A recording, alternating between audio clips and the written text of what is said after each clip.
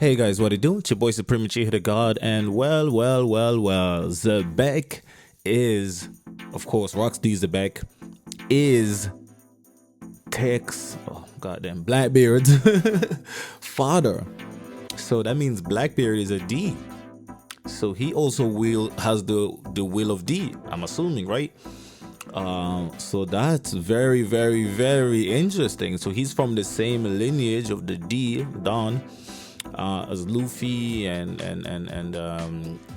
Goldie Roger and so many of these characters. So that's going to be extremely interesting to see how the story unfolds. Now, I think a lot of people in the One Piece community had a feeling or a theory that Xebec was probably related to Blackbeard in some way, and I think it's been proven correct. I don't think any of us are really surprised, but at least now we can confirmly have better theories around what that could mean for the story. So we obviously know that Xebec got defeated in Elbaf. Right, it was Elbaf, right? Was it Elbaf? No, it was that island with the, I don't know, I can't remember, but he got defeated anyway by Goldie Roger and Garp and them guys, and he had the strongest pirate crew ever assembled.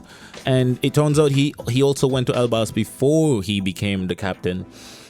He was with Whitebeard and I think with Lin, who is of course Big Mom, and it seems like they were a trio for a while, so it's quite interesting. And we also obviously discover so much about Loki and his eyes, and I want to do like a full video essay on Loki, and I will do that at some point, and I'll kind of talk about the lore and the real Loki's lore, or the Marvel lore and the just the goddamn Viking mythology lore of Loki, and try to predict what his role in the story is as a result.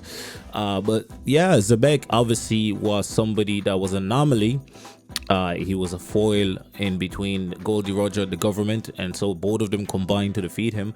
And I think it's similar here, where I think his son, and I think I'm still not sure why he wanted to kill Blackbeard, I suppose, but his son, or why Blackbeard wanted to kill Blackbeard, but his son here in Blackbeard is probably going to have a similar confrontation with Luffy and Co. But I think because we still don't know that much about Blackbeard, apart from him being in Whitebeard's crew and him being the son of Xebec, we don't really know what drives him. We don't know if he really knew his father that much, etc. But obviously, I think Whitebeard took care of him because he was a Xebec's son, I'm assuming. The same way Garp took care of Ace. But I mean, took care is a stretch here,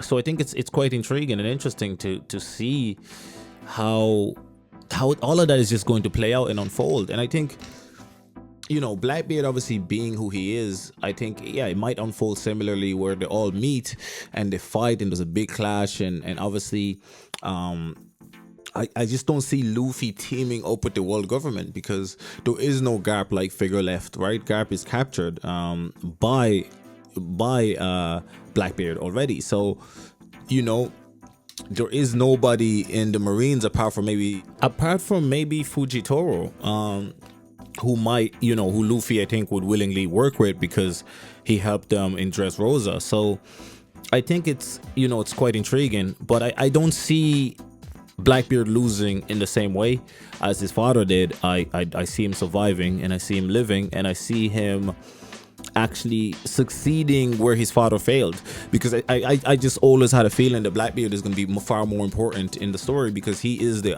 official rival, the official counterpart to Luffy in the story, and we know more about him than, well, not more about it than Emu, but I think he means more to us than Emu, because we've seen directly his actions and impacts of his action. Like, he's the reason why Ace died, etc. Like, he's impacted our protagonist more directly than anybody else. So I think he deserves a bigger deal when he comes into fold and really does a bunch, because he also stopped Law.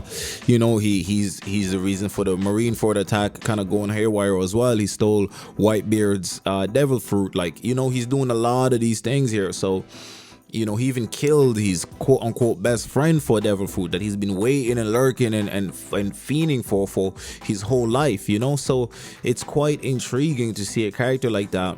And we discovered that his dad wasn't, I don't think his dad was necessarily evil, because obviously Whitebeard we know is kind of a good guy, but we know Lin isn't necessarily. We know that Kaido isn't necessarily. So maybe that's why Whitebeard left. Maybe Whitebeard even betrayed, and maybe one of the reasons why Blackbeard ends up, you know, betraying Whitebeard is because maybe Whitebeard during that time ended up turning against Xebec, right? During that fight, and maybe because he saw like the lawlessness of it, because Whitebeard is the only kind of person in the Rocks crew that doesn't really quite seem to fit. He seems like a reasonably good guy. He defended a lot of places. He didn't really do a lot of crazy pirating. He didn't want to chase the One Piece, none of that stuff. And a lot of these things didn't interest him. He just wanted to have a family, and he made the biggest family in the world. So I think it's quite intriguing to see somebody like that being in a crew with so many quote unquote rootless people, right? So I'm quite intrigued by that story. But I do think that Blackbeard here, I think he's gonna change the game, man. I really think this just proves my point when I said that the video that I made, or helps prove my point when I made the video about why I think Blackbeard might potentially be the final villain. I think he just, to me, seems to connect more to the characters around us than Emu, at least in a direct way. I think Emu was obviously a big bad, a final villain type of thing, but I think it'd be cool to kind of switch that around and make Blackbeard the one. Because I honestly, before we met Emu, everybody thought it'd just be Blackbeard, you know.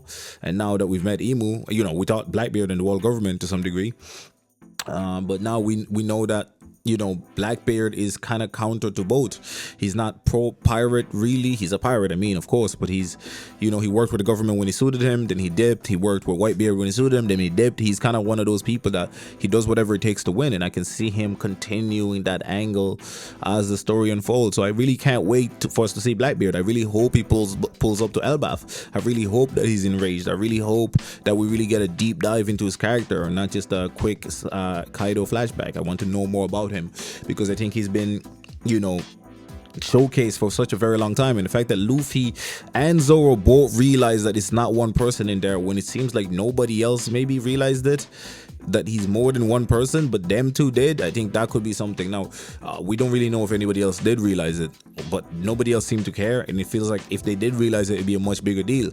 But Luffy and Zoro also, they felt something uneasy about him, but they didn't, you know, they didn't make it that big. They made it a big deal at that moment, but we haven't heard much about it since then. We just knew that he didn't sleep, etc., etc. So I'm really excited to just have this information. I think this is a great confirmation of a lot of people's theories, of a lot of people's thoughts. And yeah, that's really all I wanted to say. I wanted to kind of talk about that whole reveal. And I'm really, really excited, man. I really hope you guys are excited as me about Blackbeard. All right, it's been your boy Supreme Uchiha God. I'm out.